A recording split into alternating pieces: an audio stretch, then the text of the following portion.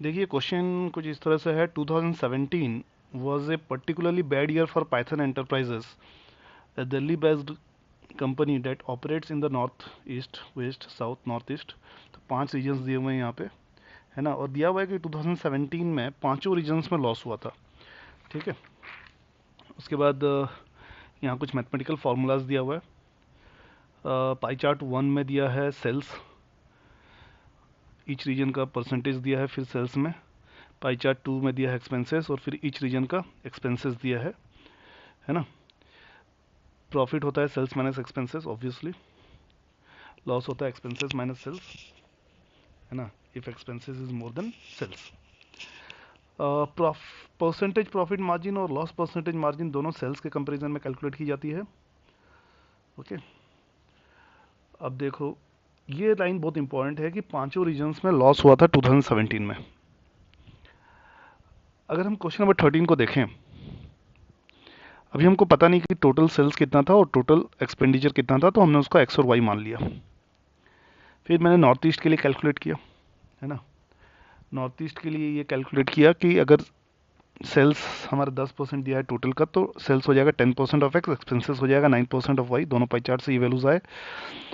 उसके बाद क्योंकि हर रीजन में लॉस हुआ है, तो नॉर्थ ईस्ट में भी expenses will be more than sales, expenses will be more than sales. फिर मैंने इसको सिंप्लीफाई किया तो मुझे मिला y by X is greater than 10/9। इससे मेरे को समझ में आता है कि y is at least 11.11% more then x। y मतलब टोटल एक्सपेंडिचर शुड बी एटलीस्ट 11.11% मोर देन x। ठीक है।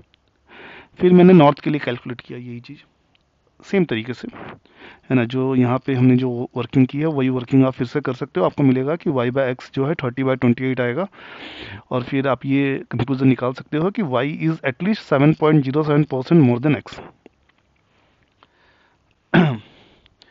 अच्छा, इन दोनों कंक्लूजन के बाद मैंने दूसरे रीजन्स का नहीं निकाला, ईस्ट, वेस्ट और साउथ का, है ना, मैंने वर्किंग नहीं किया है ना।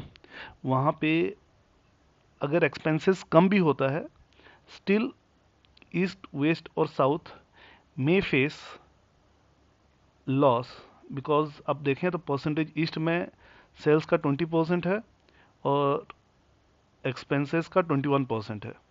तो even if the sales number and expenses number are same, even if this X and Y are same, still east will face a net loss, है ना। तो इसलिए, है ना, उनके लिए कैलकुलेशन करने की जरूरत नहीं है, ईस्ट के लिए, वेस्ट के लिए और साउथ के लिए। हम ये पा रहे हैं कि अगर ये दोनों स्टेटमेंट को अगर हम देखें, तो नॉर्थ ईस्ट में लॉस होने के लिए, है ना, अगर नॉर्थ ईस्ट में लॉस होना है तो हमारा जो टोटल एक्सपेंडिचर है डेट शुड बी एटलीस्ट 11.11% मोर देन एक्स। ठीक है। और नॉर्थ में लॉस होने के लिए हमारा जो टोटल एक्सपेंडिचर है डेट शुड बी एटलीस्ट 7.07% मोर देन एक्स। तो इसलिए हम बोल सकते हैं कि हमारे जो ऑप्शंस दिए हैं उन ऑप्शंस के अकॉर्डिंग 10% जो है ना,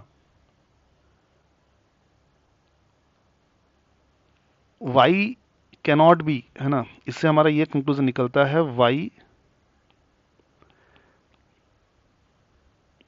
कैनॉट बी लेस देन, या फिर मैं इसको ऐसे बोल सकता हूँ इस सेंटेंस को कि y is at least 11.11% more then x। ये कंक्लूजन निकलता है इन दोनों से। ठीक है ना। और इसलिए हमारा जो मिनिमम मिनिमम लॉस मार्जिन है, मिनिमम लॉस मार्जिन है, वो 11.11% का मिनिमम लॉस मार्जिन होगा। तो जो ऑप्शन में क्वेश्चन नंबर 13 का जो ऑप्शन 2 है, दैट इज नॉट पॉसिबल। ठीक है। तो क्वेश्चन नंबर 13 का आंसर हो गया option 2, 10%, that is not possible. Okay. Next, question number 14। देखो, क्वेश्चन 14 करने के लिए आप कोई अप्रोप्रिएट वैल्यू ले लो।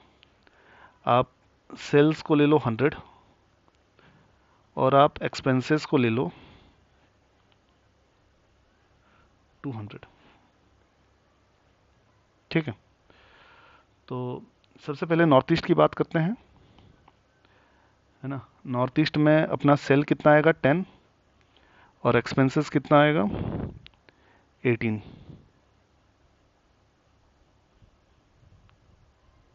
ठीक है, उसके बाद नॉर्थ की बात करते हैं, सेल्स यहाँ पे 30 आएगा, एक्सपेंसेस कितना आएगा 56।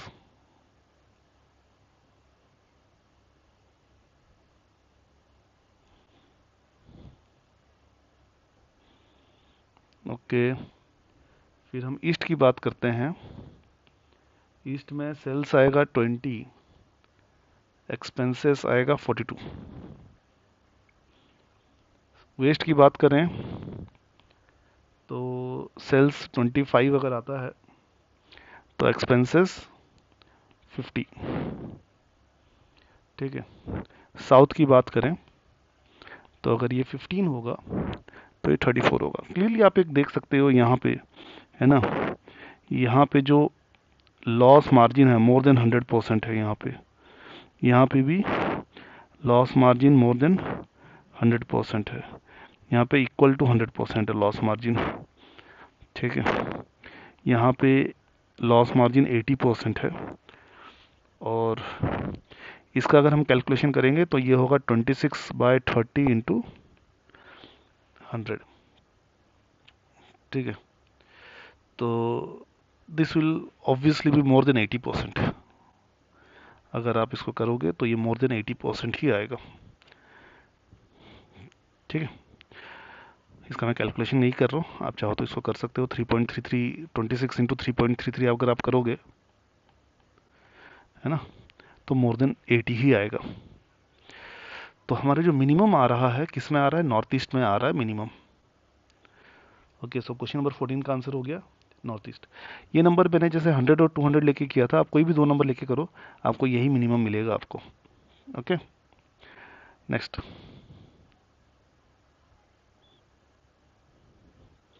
क्वेश्चन नंबर 15 देखो। इसके हिसाब से दिया हुआ है कि the company suffered A total loss margin of 50%। तो इस बार आप टोटल सेल्स को अगर आप 100 लेते हो तो आपको टोटल एक्सपेंसेस उसका 50% बढ़ा के 150 लेना पड़ेगा। ठीक है ना। और क्वेश्चन नंबर 15 में फिर आप कैलकुलेशन कर सकते हो उसी तरीके से। नॉर्थ ईस्ट का ये 10 होगा और ये हो जाएगा 13.5, तो यहाँ पे 35% का हो रहा है। फिर नॉर्थ का अगर हम बात करें तो नॉर्थ में ये 30 है और 28 का 1.42। ठीक है, तो 12/30 इंटू 100 40%। तो एक ऑप्शन आपका कट गया, 40 ऑप्शन 3 कट गया। फिर ईस्ट की बात करें तो ये 20 है, ये 31.5 है ना, तो ये 11.5/20 इंटू 100 57.5% आ रहा है ये। तो एक और ऑप्शन कट गया, ऑप्शन 2।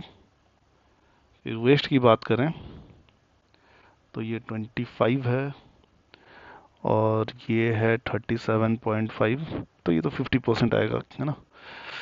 और साउथ की बात करें तो ये 15 है और ये 25.5 आएगा, तो ये 10.5/15 इंटू 100 करोगे तो ये आपका 70% आएगा। ठीक है, तो ऑप्शन 4 भी कट गया। So option 1 is the right answer. Option 1 क्या दिया था 37.5%, दिस इज नॉट पॉसिबल। ठीक है, and finally question number 16। The company improved its sales in the year 2018. The total expenses of the company in the year 2018 were same as that in 2017. However, exactly one region registered a break even. सिर्फ एक ही जगह का break even हुआ, बाकी सब में still loss है ना।